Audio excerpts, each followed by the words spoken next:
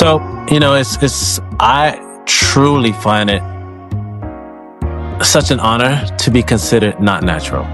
Because if I was not natural, man, I would be almost 3 times the size that I am. Because most of the guys that I compete with are 20 pounds at the least to up to 40 pounds heavier than me. So I won both. So I won the open class with guys half my age, and I won the 40 plus, which the 40 plus I pretty much walked it. That was easy because, me up there, I don't look over 40. So these guys, they look over 40. I think nowadays, especially with the way I take care of myself and the way I have always lived this lifestyle, and the genetics from my mother and father and what have you, and the family genetics, we still look young, and I feel young. I feel good. I don't even know what 51 is supposed to feel like, because I turned 51 in this month. Between 20-year-old Torre and 50-year-old Torre, who wins in the gym? Oh, 50-year-old Torre. Crazy, right? Yeah. I think the message that my victory sent to the world is that no more can they say, well, there's no vegan or person eating like that can win a major show. Because, they always look at it as, you can't build quality muscle because you're lacking essential amino acids. Your protein is not complete. And, it's so crazy how, all these social media platforms, people can say anything. Is something standing between you and your happiness? It was for me. I had to face my depression and the constant negative self-talk. Therapy helped me realize I deserve to be happy. That's why this podcast is called I Choose Health, because I made the choice to heal, and I want to share that with you. It's Men's Mental Health Awareness Month. 60% of you who are watching this podcast are men. And brothers, it is time to take care of yourself. As a gift to you, we've partnered with BetterHelp as our sponsor to help you start your own healing journey. We all face moments when life feels overwhelming, whether it's stress, anxiety, or just feeling stuck. Talking to someone can make a real difference. And that's where our sponsor BetterHelp comes in. BetterHelp offers professional online therapy that's convenient, affordable, and entirely on your schedule. You can connect with a licensed therapist by video, phone, or even chat, whatever works best for you. Let our sponsor BetterHelp support you on your journey to better mental health. You can get 10% off your first month by going to betterhelp.com/iChooseHealth. That's betterhelp.com/iChooseHealth for 10% off your first month. Take the first step toward feeling better today.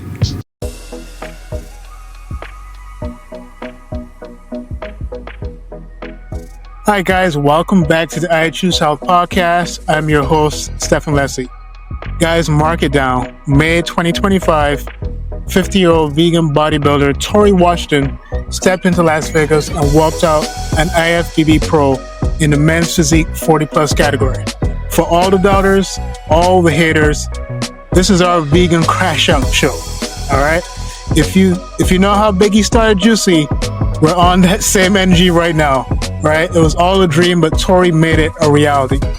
Torre Washington, welcome to the I Choose Health podcast. Thank you for having me, brother. Thanks for giving me this opportunity to break the myth and, showcase that eating plants and fruits is essential and can definitely build muscle. But I got to clarify something. So May, I've been an IFBB Pro since 2018. So what I did in May was win an IFBB Pro show. And I won the open and the 40 plus. So I won both. So I won the open class with guys half my age, and I won the 40 plus, which the 40 plus I pretty much walked it. That was easy because, me up there, I don't look over 40. So these guys, they look over 40. So. Hey man, no, that's amazing. And it's a real testament to the work you've put in over the years and the way you've taken care of your body by putting those right things in, man. And I know you've been vegan since 1999, and then 98. 98, okay. And I saw you've been competing since 2009. Yes, okay. Yeah. So 2009, I did my first competition, and by my second show, I gained a pro card, and that was all in the natural organizations before I decided to make that switch over to the non-tested organization to see how well I could do, you know, given my genetics and my work ethic. And I was able to get my pro card in 2018. Like, so yeah, man, it's well worth it. So what keeps you going? And more than that, how do you continue to dominate, you know, especially at this point, this age, where people think that's not possible? So what keeps me going, man, is really just that continuous improvement. You know, every time I look at my physique, I always want to make it better and better as for as long as I possibly can. And also because, you know, I'm a competitor at heart. You know, it's something I've always wanted to do. It took me a long time to really get up the nerve to actually do it. You know, it was not until I really said to myself, you know, I don't want to end my life or be at the end of my life thinking, I wish I had done it. And I don't want to say, I didn't want to be a I wish I did or I should have type of person. And I said, let me just give it a shot and see what happens. And I realized that I was good at it. You know, I was able to perform at the elite level and do well. And so now it's just to see how far I can take it, you know, and I don't really think about my age when it comes to it. And it took me a long time to actually jump into the master's side of things because I was in denial about my age because of the way I looked.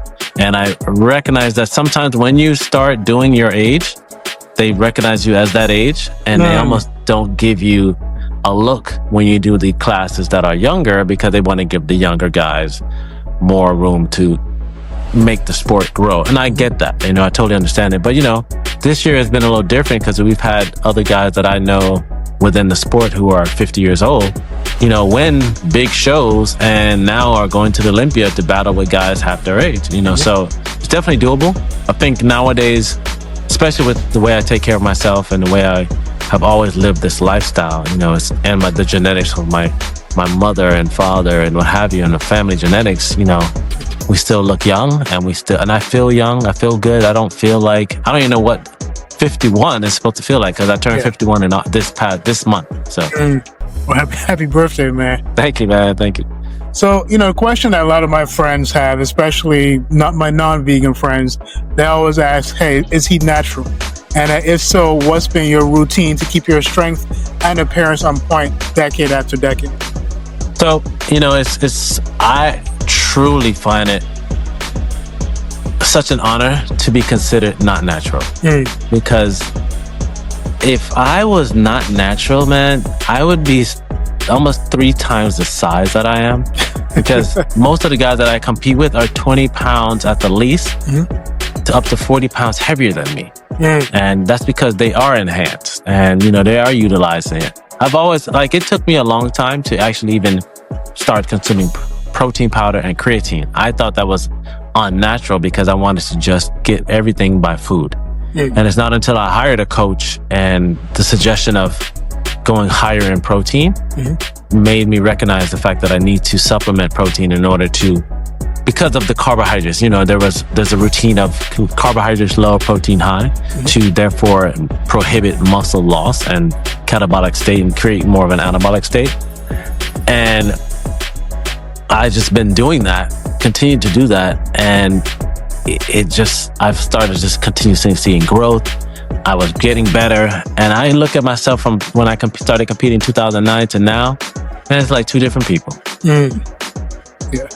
So being told that, you know, I'm not natural or is he using, you know, and I think that's just because they see me by myself and they see me on video and on camera.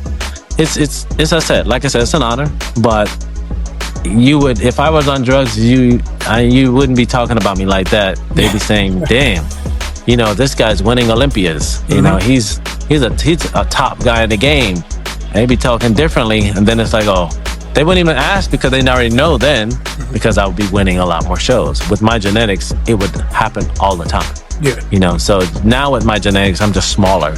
But because, you know, I always get feedback from the judges that you look great, you know, you're just the big boys over here. And I always get that feedback, you know, no matter how great I come in, it's because I'm not as big as them. And it probably wouldn't be a good look for someone like me to win because then it would say, oh, we don't need to be enhanced, you know, so it's a whole business plan.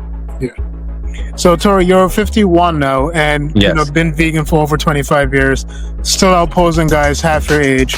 What do you say to people who swore that you fade out by now? You know what? I don't even think I've ever had anybody say that. The one thing that someone has said to me is, because they didn't know my age, they were like, man, you look like you're in my world, because they could tell I worked out. And this is when I was an engineer. And he said, where do you get some good Winnie at? I was like, Winnie? What is Winnie? And Winnie, I think some people, is shortened for Winstrol. Winstrol is a type of steroid that I forgot what it actually does, but I think it makes your muscles harder and kind of increases fat metabolism. Interesting. And I was like, nah, I don't know what that is. He was like, you will when you're over 40. Because, basically his point was that you're going to need it as you get older. But at the time, I was already over 40, and he didn't know that. So he just assumed, based on my look, that I must be younger than that because of the way my physique looks and the way my overall, face and everything else looks. So I never had, it was just more like people just assuming that once you get to a certain age, you're not going to be able to do it. And man, it's crazy. From last year to this year, how much bigger I've gotten, So my testosterone, I had it tested not too long ago, and it was in October. It was about 600, which to me, I didn't know what it was going to be. Yeah. But according to the doctor, he said, man, that's actually pretty good for your age, So, I think a testament to your mindset, less stress, rest and recovery, and working out. Working out has a way of basically giving you the fountain of youth. Doing my research on you, I came across the From the Ground Up animated series. Whose idea was that series or that film? So that documentary was Pacino. I forgot his first name, but Santino. Santino is his first name. So he was a director. He played football for a little bit in college, and during that time he was consuming a lot of meat, and he realized that it didn't affect his body well. So he was looking at how can he change that up, and he found out about veganism, and he started to research and look into the athletes that were doing excellent with this lifestyle. And so he decided to go interview them and also change his lifestyle. And so with that, he actually contacted me and asked me to be in the film. And I was, at the time so excited, and I still am, that I was actually part of a documentary. I feel like it didn't get the promotion that it should have because it came out prior to Game Changers. Right. But, I think Hollywood knew Game Changers was coming, and Game Changers had a lot more, how can you say, connections. It was Arnold Schwarzenegger, directed by that big James Cameron. So, you had a lot more money put into that film than the one that we put out. So, but it was very good. It was really a good effort. I am very happy about it, and I was excited about being in From the Ground Up. And so that documentary is still available today, on Tubi, Amazon Prime, and what have you. So, yeah. Were you able to meet any of those individuals, the other individuals that were featured in that? Yes, I met, what's his name? Rich Roll. Okay. Of course, the football player who played for the Miami Dolphins. I forgot his name. He was in there. But a lot of the other guys, I met a few of them also because we had a premiere in LA, and that was a while back, man. But we haven't really conversed much since then. I didn't get to meet, what's his name? The Nate Diaz. Okay. I didn't get to meet him, because I know at the time he was a very popular MMA fighter. But I met a few of the other ladies, a lot of the free runners and the mountain climber. I forgot her name as well. But it was fun, fun times. It was something that I feel like really revolutionized and helped assist in growing the world of veganism, which at the time was really on the rise. So yeah. I know that bodybuilding is unforgiving, injuries, diet, setbacks. What was your lowest moment, and how did you climb back up stronger? Honestly,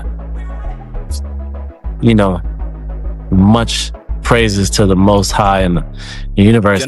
Injuries never really plagued me in bodybuilding, because I'm truly a very much astute practitioner of proper form and proper body mechanics. I like to train effectively and efficiently, and so it just given me that sustainability to be able to continuously do it. I think the only year I really stopped competing was 2010. That was because I injured my knee doing something totally outside of bodybuilding. It was it was an old injury from playing football for high school, and in scrimmage I hurt my ACL, which I didn't know at the time. And it's not until about 2010 where I re-injured it doing something outside. I was running up some stairs and I kind of turned a little bit and it popped out.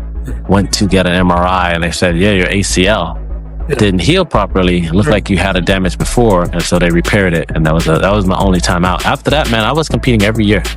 I've been competing every year since that, and sometimes 6 to 7 shows per year, which is a lot. Yeah. But my body was and still is able to recover well. And and I attribute that to my lifestyle. Yeah. So it's been great, man. I really gotta say, much praise is due to being able to continuously go on like this.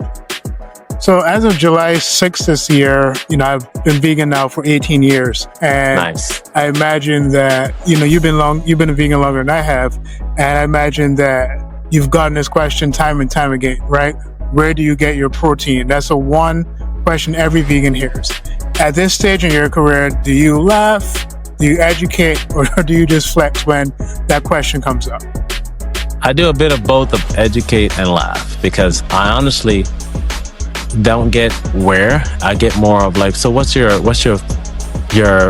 major source of protein? Like which one do you use the most?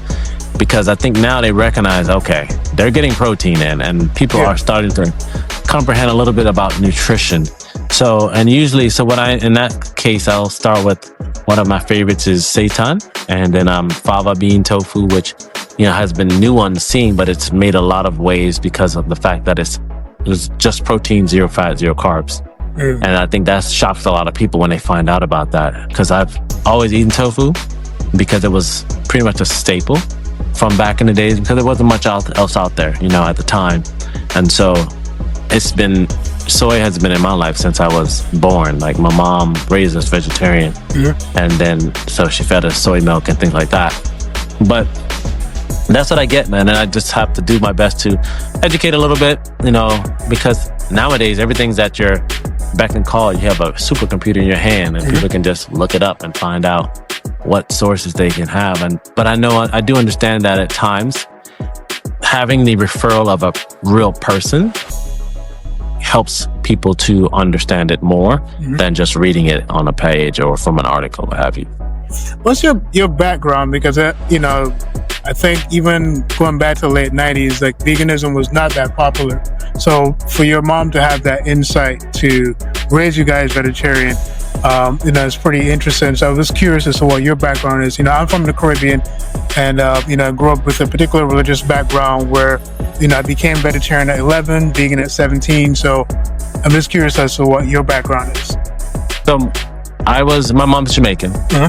And so I was raised really around my mother's family, because my father left when I was 5. So my father's not Jamaican. So pretty much I was Jamaican, but some people say Jamaican or whatever. But my mom she started out as Catholic, but then she converted over to a Seventh-day Adventist. So the Seventh-day, So the Seventh-day Adventist is where the vegetarian came in.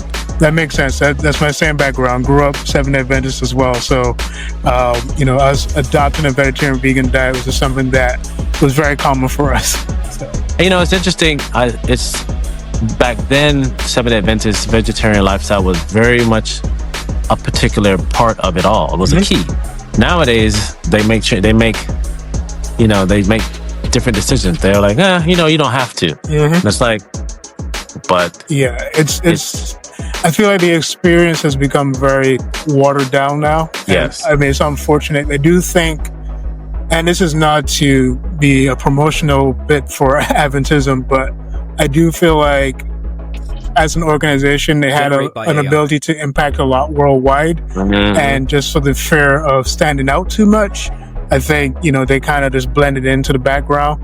That's the unfortunate thing. And I mean, we watch things like documentaries on blue zones and stuff like that, and Adventism is quite often highlighted like, hey, these Adventists, especially like in Loma Linda, live for a really long time, and it's primarily because of diet and lifestyle. So it's just one of those things I wish that particular organization realized the impact that they can have when I think they should have had, but just the fear of just sticking out. Right. Yeah, it's interesting when you say Loma Linda. I don't know if you know that Loma Linda they also produced food products that were essential to, eating as a Seventh-day Adventist. There was Loma Linda products everywhere. Yeah. Yep. I think if I'm correct, I believe there's a company called Worthington. I remember them too. The hot dogs and stuff. So I do. They used to have that like. I used to really like that. Looked like almost like bologna, but it had like a different texture. Yes, I do remember that. Yeah, I do remember that. Oh man. So some say that 50 is past your prime. Did Vegas prove that your prime is wherever you decide it is? Bro, and that's why I'm so grateful, man. But that was also driven off the motivation of recognizing that my mother struggled and sacrificed so much to bring me into this world, and to provide us with whatever she could based on what she had, and then just even with the knowledge that she had at the time. And that was my way of showcasing or sharing her tribute, like a tribute to her, because my mom had passed away at April 5th, and on April 5th, and then so her funeral was May 5th, and so my competition was May 10th. So 5 days after that, so 5 days after that, I said, because competitions are on Saturdays. What's on Saturday? Worship. My mom usually goes to church. My mom doesn't go anywhere but church on Sabbath, and so she would never be at a competition. So since I knew she wasn't going to be there, but now she could actually see it whenever she wanted to, I said, I'm gonna shine for you. And that motivated me to really make sure that I got a win out of that show. Yeah, definitely condolences to your family. No, thank you. So take us there. What's on your plate the night before you hit the big stage? So literally on my plate is lots of carbs. Because typically, what I do for competition, about a week out from the show, we do about a 3 to 4 day depletion, meaning where we increase our water drastically to about a gallon more than what it is. So typically I'm doing a gallon a day, so we're doing about 2 gallons, and we are increasing our cardio intensity, and then we move into where my carbohydrates go down low. So it's really just to fully deplete the storage of glycogen and allow the body to utilize fats for your fat storage in order to really bring you to a point of super leanness where, you're looking like an anatomy chart. And so by about 3 or 4 days out from the competition, you slowly reintroduce carbohydrates, and you keep everything else the same, but you're introducing carbohydrates to really get those muscles to pop, because the skin should at that point be so thin, it's like you're saran wrapped.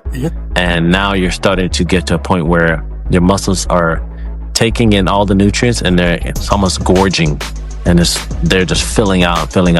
So we look bigger because of the illusion of the skin being so much tighter, and the muscles are just expanding from all the nutrient being reintroduced again, because they're the first place to absorb it. And so then Friday night, which typically shows up Saturday, we may cut back or we may just increase it more, because once you go to bed, your goal is to definitely get 8 to 10 hours, 10 hours at the most, but as much rest as possible, because the more you rest, the body really has an opportunity to burn fat and assimilate all the nutrients in the right places, and therefore not allow you to hold on to any water, what have you. We keep our salt high so that we have a good balance of our sodium, electrolytes, protein, potassium, and magnesium, and things of that nature. Generate by AI. And by Saturday, you're walking it in. You know, you're not eating much, but you're eating every 2 hours or so to really allow your muscles not to deflate, or you to get a flat look is what they call,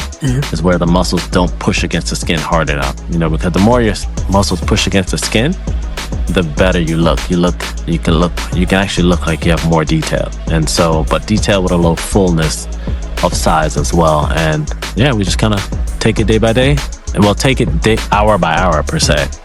And we're still consuming water, still consuming salt. We're just not consuming as much food. And because you don't want to have a bloated look or your stomach being full while you're on stage. And so that's how we make it work. And, you know, it's really scientific based on the individual, because everybody's body will react differently. Some people probably can't do that as much carbs, but it all depends on how your prep has gone prior to the competition. You know, what's been really vindicating for me is just seeing the amount of vegans around the world who are having success in different fields, in different areas of sports or academia, whatever it is, just like advancing. And, you know, I know that win for you this year was huge. But beyond the medal, what message do you think your victory sent to the world? I think the message that my victory sent to the world is that no more can they say, well, there's no vegan or person eating like that can win a major show. Because, you know, they always look at it as you can't build quality muscle because you're lacking essential amino acids. Your protein is not complete. And, you know, it's so crazy how, you know, all these social media platforms, people can say anything. And as long as they come across as intelligent, it's taken as, okay, that's the way it is. You know, so it would be really nice if my win reached millions, because then I promise you it would change a lot of minds. You know, a lot of questions that have been asked and a lot of rhetoric that has been put out would have been changed. But, you know, I don't have that reach at this moment. Maybe one day, you know, I'll reach millions, because if let's say I was Chris Hemsworth, that's 50, 60 million people. Do you know how much people will be talking about vegan right now? You know, even though you have people like Billie Eilish who's vegan, but they already are popular in music. Their lifestyle, as far as what they eat, doesn't really make or break their success. Me, if I were in some type of fashion that large, what I eat is very important. And so people would really take into account, like, oh man, you know, this means a lot. So I want to go into some rapid fire questions. We're just going to go through this as quickly as we can. So, Torre, at 51, what's stronger for you, your body or your mindset? Mindset. One word haters used to describe you back then, and one word they have to use now. One word. Weak. And now small. What's your favorite vegan protein source? Seitan. What's heavier, the weight of the dumbbell or the weight of doubt? Weight of doubt. What's the most overrated exercise in bodybuilding? The most overrated exercise in bodybuilding. Overrated. Oh man. Shoot. Overrated. Because I feel like almost everything can be useful.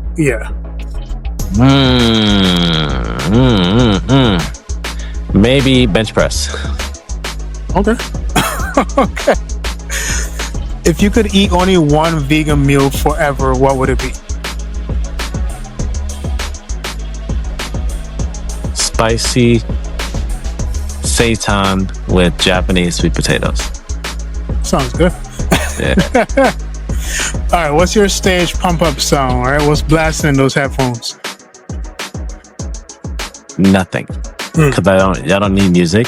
It's mentally for me. Like, I go into a state of knowing what I want to accomplish versus having the music. You know, I've never used headphones for working out or anything like that. I feel like, to me, music is a distraction from you really being at one with yourself. So I don't need it. Okay, perfect. First thing you thought when they called your name in Vegas? You know, I had to say, well, I ain't gonna lie, I knew it. Because it was true. It was really, I felt like I had it even before I knew how many people were gonna be there. So when my name got called, it was like, it was very, almost like serene. Like it's like you knew when you put your mind to something and put your whole mindset into it all and there's no doubt, it's almost as if you know you're gonna win, but when it happens, it's like, man, I can do this for everything in my life, the things that I want to accomplish. You just have to really give it your all and leave no stone unturned. So, I guess the first thing that came to mind too was, thank you, Mom, because, you know, if it wasn't for her, I wouldn't be there. Definitely. One bodybuilder you still love to go head to head with? What do you mean? So like, say that again? No, so one bodybuilder that you still love to go head to head with, like competition wise. Oh man, if he was, you know, at the time, you know, there was a lot of guys I wanted to compete against within the natural scene, and I didn't get the opportunity to. It would have been like this couple, Philip Ricardo, Ulysses. I don't know what Ulysses' last name is, but everybody knows about Ulysses because we all did Musclemania together, and Philip Ricardo did a lot of the natural shows. So those are two guys I actually really wanted to compete against, but it never happened. They all stopped when I decided to change over to IFBB Pro. Okay. In terms of flex or food, which feels better after a win? Flex. Because you almost want to keep that look still going, so you don't want to eat too much food. Between 20-year-old Torre and 50-year-old Torre, who wins in the gym? Oh, 50-year-old Torre. Crazy, right? Yeah. So your dream collab, if you could train with anyone alive or gone, who would it be? Yeah. Wow. Because I've trained with Michael Hearn, and that was cool. Oh, wow. I would have to say Arnold Schwarzenegger. And that was the main reason I got into bodybuilding, because I witnessed his physique and how he got to where he was. And I had always been inspired by superheroes, comics. And when I saw that Arnold looked like that, seeing him come out like that and what he did to get that way, I was like, there we go. And so I got into bodybuilding watching Arnold Schwarzenegger. And then, Torre, what's next for you? I know you said you have a show in 12, 13 weeks? Yeah, 13 weeks doing the Ben Weeders. That was the show. So winning that show in May set me up for this show in November. And winning this show in November sets me up for the Olympia next year, 2026. Got it. And then, Torre, where can we find you on social media so we can connect with you? TorreWashington.com.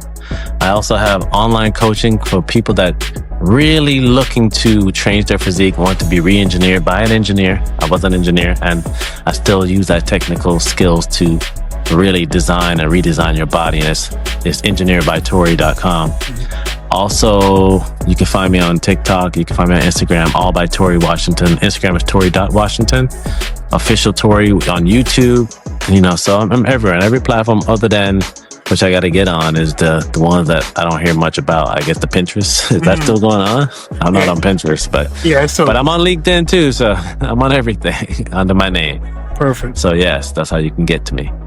Well, Torre, man, I really appreciate you giving us your time. This has been an amazing interview. And I would definitely love to, maybe at some point, I don't want to put my idea there yet, but definitely get you and maybe like Robert Cheek and some of the other vegan heavy hitters, maybe on like a panel, so we could have further discussion. Nice. So we need that again. I mean, those panels used to be big back then. Yeah, we need to get that back going. So I can get that going. Robert just put me on to Joe Gagnon and believe it was David Atkins. I don't know if I've confirmed that David Atkins is vegan, so I don't want to say that he is, but I know Joe is for sure. So okay, sounds good, man. Let's do it. Yeah, so we'll definitely do that. Well, Torre, thank you so much, man. Enjoy the rest of your day. We'll be in touch soon. Thank you so much. Thank you for your time and your patience. I appreciate you. Yes, thank you, guys. All right, that's it for the I Choose Health podcast. Just reminding you that choosing health is about choosing power, possibility, and purpose. It keeps your body active even while you work. The science says, a study in the Journal of Physical Therapy Science found that sitting on a stability ball activates trunk muscles significantly more than a regular chair. Another study in applied ergonomics reported improved posture and small increases in calorie burn when people alternated between a chair and ball throughout the day. That means every hour you spend balancing and adjusting micro movements on the ball, you're training your core, reducing stiffness, and supporting spinal health. Start small swap for 20 to 30 minutes at a time and build up as it feels comfortable. Remember, it's not about replacing your chair forever. It's about giving your body a chance to stay strong, aligned, and active. One choice, one posture shift, a stronger you.